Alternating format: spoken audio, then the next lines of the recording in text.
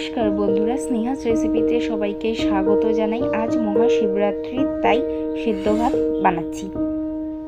তার জন্য সবজিগুলো কেটে ধুয়ে পরিষ্কার করে নিয়েছি। আর হাঁড়িতে জল দিয়েছিলাম, জলটা গরম হয়ে গেছে। এখন চাল দিয়ে দিচ্ছি। সবজিগুলো প্রেসার কুকারে সিদ্ধ করতে দেব। শুধু মিষ্টি কুমড়োটা আমি ভাতের হাঁড়িতেই দিচ্ছি।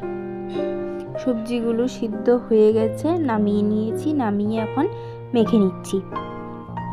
এরপর ঘি দিয়ে আবার মেখে নেব।